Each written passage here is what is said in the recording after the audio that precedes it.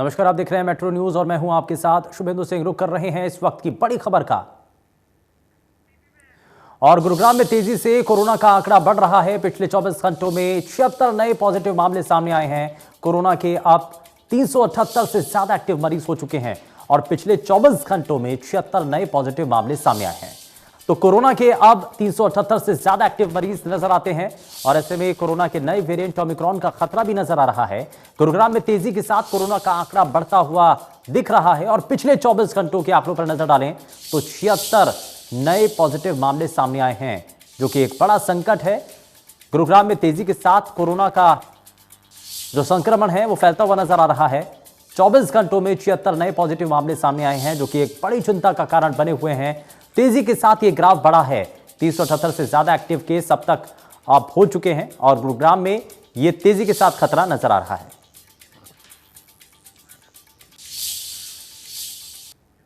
गुरुग्राम में 3 जनवरी से शुरू होने वाले 15 से 18 वर्ष तक के बच्चों के वैक्सीनेशन को लेकर जिला प्रशासन ने तैयारियां पूरी कर ली हैं। गुरुग्राम में 2007 से पहले जन्मे बच्चों का वैक्सीनेशन किया जाएगा, जिनमें तकरीबन 1.5 से 2 लाख ऐसे बच्चे हैं जिन्हें ये वैक्सीन लगनी है।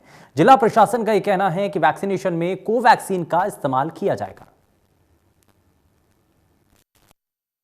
15 से 18 वर्ष तक के बच्चों को जो वैक्सीन की शुरुआत होनी है उसको लेकर के बात करने के हमारे साथ है गुरुग्राम के chief medical officer doctor Virendra Yadav जी।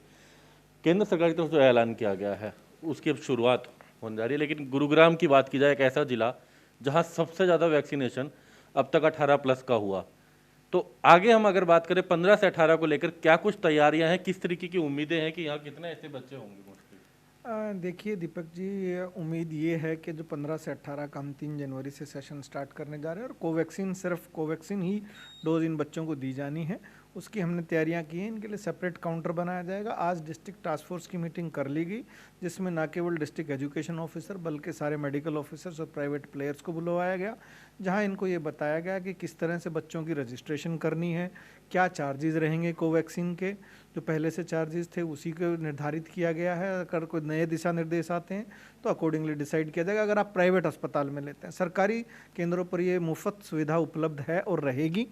इसके अलावा हमने प्राइवेट स्कूलों की संस्थाओं की कल मीटिंग बुलाई है, जिसमें डिसाइड किया जाएगा कि इनको किस तरह से इन्वॉल्व किया जाए, क्योंकि आपको मालूम है कि 30 तारीख से ज़्यादातर हरियाणा में स्कूलों की, प्राइवेट स्कूलों की सर्दियों की जो है वो छुट्टियां हो रही हैं। इसलिए हमें एक वेल प्लान्ड प्रोग्राम पहले से बनाना पड़ेगा ताकि इनका हम ये वैक्सीनेशन का काम कर सकें इन बच्चों का।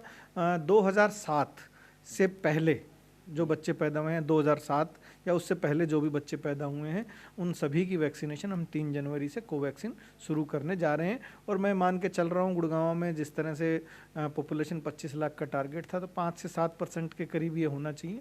तो मान के चल रहा हूँ 1.5 से 2 लाख के बीच में कम से कम ये बच्चे होंगे जिनकी हमें वैक्सीनेशन करनी पड़ेगी। इसमें अगर बात की जाए तो मदद किस तरह, क्योंकि आपने कहा सर्दियों का, क्योंकि स्कूलों की छुट्टियां होंगी, कोई दो राय नहीं है, कॉलेजों के बच्चे भी हैं, स्कूल के बच्चे भी हैं, तो किस तरीके से उसको लेकर आगे प्लानिंग है ताकि हर बच्चे तक पहुंचा जा सके? और सरकारी लेवल पर अगर बात करें, क्या कुछ बूथ पर किस तरीके के इंस्ट्रक्शन और इसके लेकर वैक्सीन भी उपलब्ध है आपको?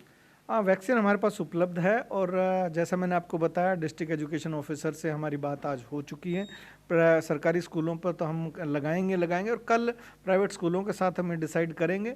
और आज स्टेट को जो है केंद्र की तरफ से दिशा निर्देश प्राप्त होने जा रहे हैं, जिसमें क्या बच्चों की कंसेंट की आवश्यकता होगी या इम्प्लाइंड कंसेंट मानी जाएगी, जो बच्चे 12 साल से ऊपर हैं स्कूल में आए और उनको वैक्सीनेट किया जाए।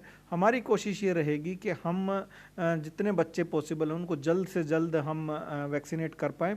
जनवरी और फरवरी माह में ही हम कोशिश करेंगे कि सभी बच्चों को वैक्सीनेट कर पाएँ, ताकि नेक्स्ट सेशन जो बच्चों का मार्च या अप्रैल में शुरू होता है उससे पहले एटलीस्ट इस कैटेगरी को हम वैक्सीनेट कर पाएँ। और उसके बाद 6 से 12 वाला जो या नया वैक्सीनेशन का क्राइटेरिया है उन बच्चों के लिए, ताकि हम तैयारी कर सकें। हम एक और बात करना चाहेंगे, जिनको फ्रंट लाइन की हम बात करें जो उस वायरस से, उनके लिए बूस्टर डोज की बात है, उसको लेकर के क्या कुछ दिशा है, क्या उसको लेकर क्या प्लानिंग रहेगी, किस तरीके से गुरुग्राम के अंदर बात? देखिए, हेल्थ केयर वर्कर्स और फ्रंट लाइन वर्कर्स, उन दोनों के लिए बूस्टर डोज है। और 60 साल से अधिक जो है 60 साल से ज़्यादा के जो बुजुर्ग हैं जिनको कोमोर्बिड कंडीशन है, 12 कोमोर्बिड कंडीशंस जो पहले से थी वो निर्धारित हैं, उनके साथ आपको एक काम करना पड़ेगा। यदि आपको लास्ट डोज यानी सेकंड डोज जो आपकी वैक्सीनेशन की है 9 महीने अगर हो चुके हैं या 39 वीक्स हो चुके हैं, तभी पोर्टल पे आपकी रजिस्ट्रेशन बूस्टर डोज के लिए पॉसिबल है। आप ऑनलाइन या ऑन द स्पॉट भी रजिस्ट्रेशन करा सकते हैं, टाइम ले सकते हैं, लेकिन याद रखिए चाहे वो हेल्थ वर्कर हों, चाहे फ्रंट लाइन वर्कर हों, चाहे 60 साल से ज़्यादा के बुजुर्ग कोमॉर्बिड कंडीशन के हों, आपको दूसरी डोज जब भी मिल पाएगी जब आपकी बूस्टर डोज जब भी मिल पाएगी जब आपका दूसरी डोज और बूस्टर डोज में 39 वीक्स और या 9 महीने का जो गैप है वो होगा, तभी पोर्टल पे आपकी एंट्री पॉसिबल है। तो स्वास्थ्य विभाग तो अपनी तरफ से पूरे तैयार है, तमाम तैयारियां ऐसे में, लेकिन सबसे बड़ी जिम्मेदारी तमाम उन युवाओं की, उन लोगों की भी है जो खासकर जिन युवाओं की अब शुरुआत होगी इस उम्र के अनुसार, जिस तरीके से बताया गया कि 2007 से पहले के जो बच्चे हैं उनकी, और तमाम उन लोगों की भी जिन्होंने अब तक अपनी डोज नहीं लगवाई है जो कि 18+ थे। तो ऐसे में तमाम लोगों को भी अपनी जिम्मेदारी को समझते हुए स्वास्थ्य विभाग की सरकार की इस योजना में, सरकार की इस मुहिम में साथ जुड़ना चाहिए। गुरुग्राम से Deepak Sharma, India News. Cyber city में कांग्रेसी कार्यकर्ताओं ने पार्टी का 137वां स्थापना दिवस धूमधाम से मनाया। कमान सराय स्थित पार्टी कार्यालय में ध्वजारोहण किया गया। कांग्रेस नेता पंकज डाबर ने कहा कि कांग्रेस की स्थापना साल 1885 में 28 दिसंबर को की गई थी, जहां देश के तमाम प्रांतों के राजनीति और सामाजिक विचारधारा के लोग एक साथ जुटे थे। तब से लेकर आज तक कांग्रेस ने देश को मजबूत करने के लिए काम किया। आज हमारी पार्टी की स्थापना दिवस है। कांग्रेस पार्टी एक अच्छी पार्टी है। सबसे पहले तो हमारी औरतों का बजट खराब किया है, दूसरा गलत नीतियों से काम कर रहे हैं। गुड़गांव की हालत कितनी खराब हो गई है, झूठ पे झूठ बोले जा रहे हैं। हमारी जो गृहिणी 350 रुपये में सिलेंडर लेती थी, आज वो 1000 में जब इमरती रानी चूड़ियाँ फोड़ती थी, आज वो कहाँ गई। सब्जी का किलो का भाव कोई नहीं बताता, किसी को भी पूछो पाया का रेट बताता है। दूसरा ये है कि पार्टी कांग्रेस आएगी और 36 बिरादरी को साथ लेके आएगी और तभी देश का उद्धार होगा। देखिए, सबसे पहले तो मैं सभी देशवासियों को 137वें स्थापना दिवस की शुभकामनाएं देता हूं। जिस तरीके से हमारे देश को आज़ादी मिली, आज सभी उन सेनानियों को हम नमन करते हैं जिनकी वजह से आज हम ये खुली सांस ले रहे हैं। और दूसरा, जैसा कि आपको पता, आजकल एक अलग तरह की सरकार हमारे देश में चल रही है। सावन के अंधे को चारों तरफ हरा ही हरा दिखता है, आपको भी मालूम ही होगा। तो बीजेपी को सिवाय विकास के कुछ नहीं दिख रहा, क्योंकि करते ही नहीं है। सावन के अंधे हो चुके हैं ना, इनको विकास विकास विकास, जब देख लो विकास की गंगा बहा रहे हैं। मैंने 3-4 दिन पहले भी एक चैनल पे कहा था कि बीजेपी ने विकास नहीं विनाश किया है, चारों तरफ विनाश ही विनाश है। तो इन लोगों को विकास का तो कोई इनका संबंध ही नहीं है। तो मैं इन लोगों को भी शुभकामनाएं देता हूं आज के स्थापना दिवस की। आइए हमारी पार्टी में, जहां पर असल में विकास होता है, विनाशकारी पार्टियों को छोड़ो और विकास वाली पार्टियों में आओ। गुरुग्राम के स्कूलों में एडमिशन के लिए दर दर भटक रहे अभिभावकों के समर्थन में इंडियन नेशनल लोकदल आया है और 134A के तहत बच्चों को एडमिशन देने के नाम पर स्कूल संचालकों की मनमानी का विरोध कर रहा है। गुरुग्राम के इंडियन नेशनल लोकदल कार्यालय पर अभिभावकों के साथ बैठक कर फैसला लिया गया कि अगर नियम 134A के तहत बच्चों को एडमिशन नहीं दिया गया तो बड़ा प्रदर्शन किया जाएगा। लगभग गुरुग्राम के लगभग स्कूल एडमिशन नहीं दे रहे हैं। पेरेंट्स जाते हैं, अपना काम रोजगारी छोड़ के जाते हैं, क्योंकि डेली के रोजगार हैं कमाने वाले, वो जाते हैं और स्कूल वाले नए नए बहाने लगा के उनको निकाल देते हैं। मेरी प्रधानमंत्री जिससे भी प्रार्थना हो, कोई भी दरवाजा हो पूरी दुनिया में, सबसे यही प्रार्थना है, प्लीज़ हमारे बच्चों का फ्यूचर डार्क ना करे। मैं हाथ जोड़ के विनम्र प्रार्थना करती हूँ, हमारे बच्चों को शिक्षा का अधिकार दे। भीमराव अंबेडकर का भी कहना था कि शिक्षा वह शेरनी का दूध है जो जितना पिएगा उतना दहाड़ेगा। यहाँ तो शेरनी मर गई। बाबूजी प्लीज़ एडमिशन दे दो हमारे बच्चों को, हमें परेशान मत करो। जो मेन समस्या है इन लोगों की, वो 134A के तहत जो स्कूल में एडमिशन होने थे वो नहीं हो रहे हैं। और ये लोग यहाँ पे कम से कम 50-100 लोग आए हैं और ये पिछले 3-4 दिनों से डीसी साहब को भी विज्ञापन दे चुके हैं, हर जगह जा चुके हैं, मिनिस्टर साहब से भी बात कर चुके हैं। आप इस बच्चे को देखिए बेचारे को, इसकी क्या गलती है? और ये जो बीजेपी सरकार है ये कहती है कि सबका साथ सबका विकास, ऐसे सबका साथ ऐसे सबका विकास होता है क्या? आप बताइए। मेरी डीसी साहब से, मंत्री साहब से ये रिक्वेस्ट है कि गुड़गांव में और पूरे हरियाणा में तुरंत प्रभाव से वो ये डायरेक्टिव दें कि जो भी प्राइवेट स्कूल्स हैं जहां इनके एडमिशन होने हैं 134A के तहत, वो अगले 2-3 दिन में हो जाने चाहिए। नहीं तो इंडियन नेशनल लोकदल इस चीज़ को बड़ी प्रमुखता से स्टेट वाइड एजिटेशन इसके ऊपर करे। दिल्ली एनसीआर के बाद अब 51 इंटरनेशनल बिल्डर्स लोगों को मुंबई में भी बेहतर रिहायशी इलाके के साथ साथ कमर्शियल प्रॉपर्टी भी उपलब्ध कराएगा।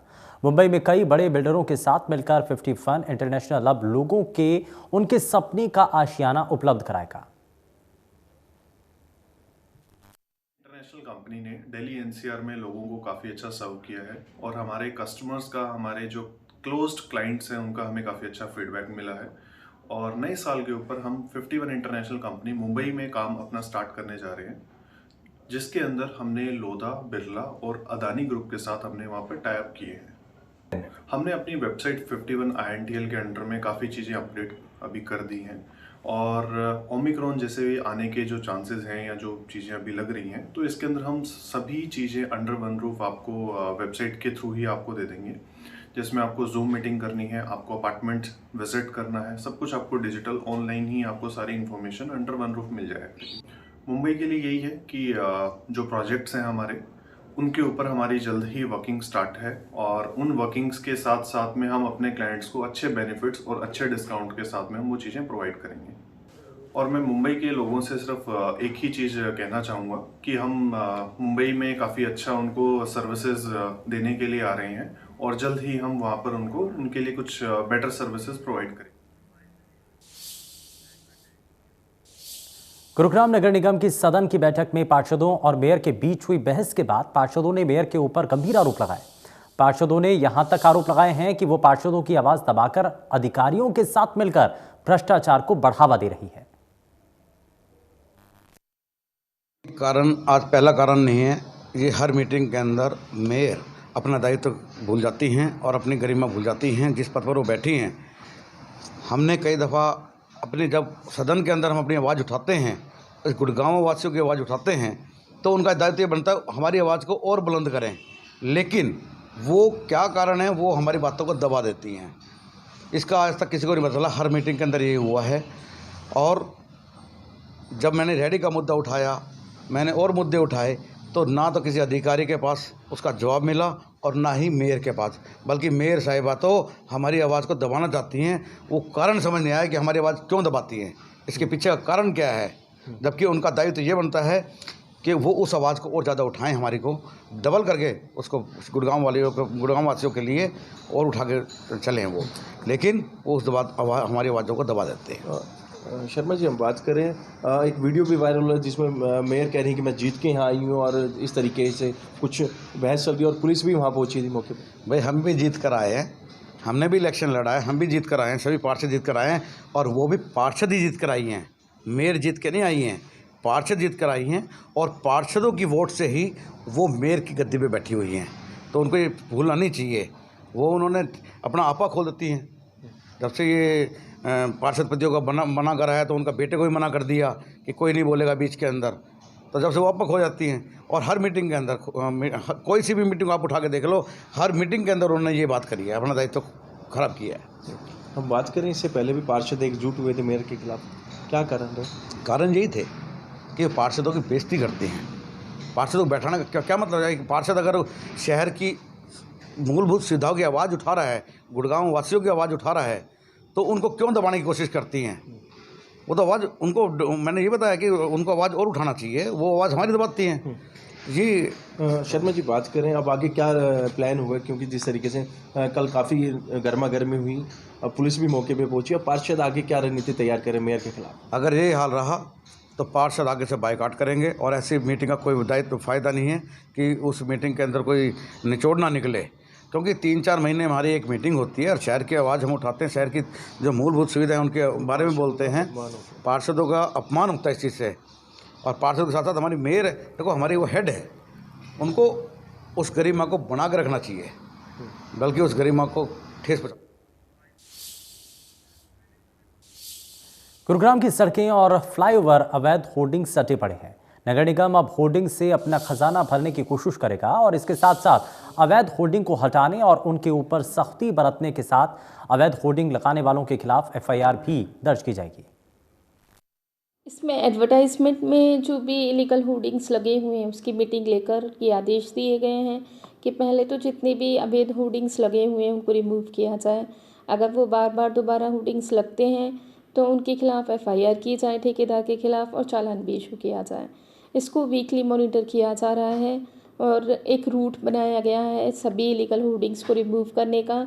इसके अलावा हम लोग कैंप भी लगा रहे हैं ताकि लोग जिनको पता नहीं है कि एडवर्टाइजमेंट की परमिशन कहाँ से लेनी है, उनकी सुविधा के लिए कॉमर्शियल एरियाज़ में हम कैंप लगा रहे हैं ताकि वो अप्लाई करें, परमिशन लें, फीस सबमिट करें, उसके बाद ही अपने एडवर्टाइजमेंट लगाएं।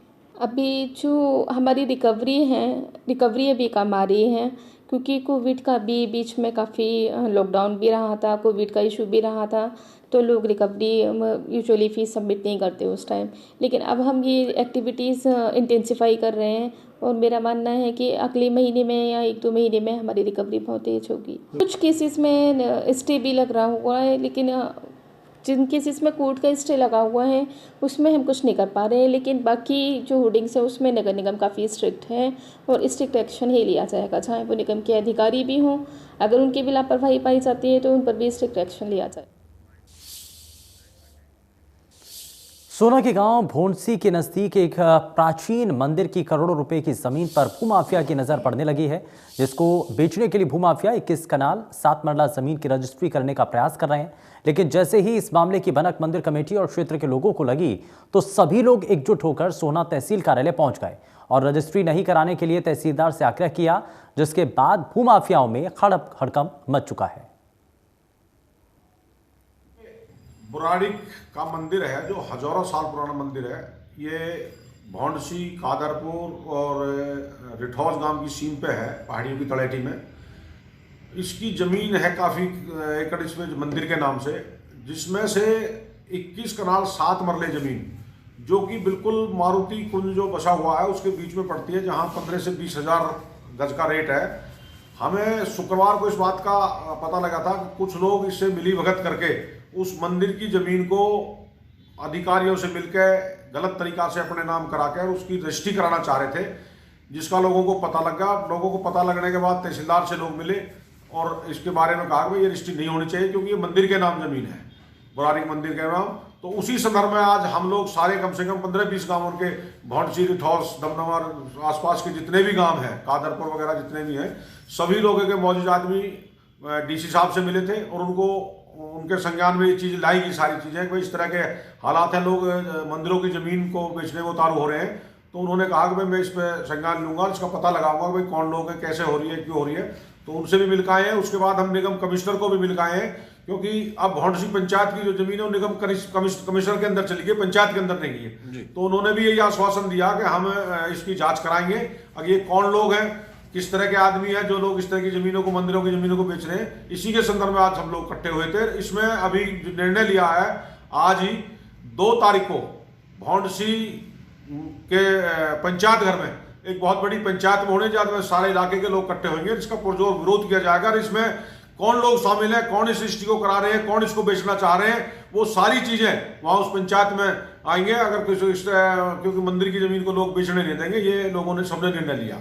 तो अभी तक ये जानकारी नहीं है लोग कौन है जो बेच रहे हैं इस जमीन। एक्चुअली कल लोग तहसीलदार से मिले थे, तहसीलदार ने रजिस्ट्री, तहसील में रजिस्ट्री देने से उन्होंने असमर्थता जाहिर की।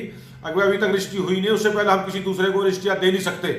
तो वो अभी तक रजिस्ट्रियाँ हाथ नहीं लगी, किसने लिए है, कौन कौन उसके साइन है, वो तो अभी बाद में पता लगेगा, उसमें जांच होने के बाद में कौन कौन लोग इसमें शामिल हैं। मेट्रो न्यूज में फिलहाल के लिए बस इतना ही। नमस्कार।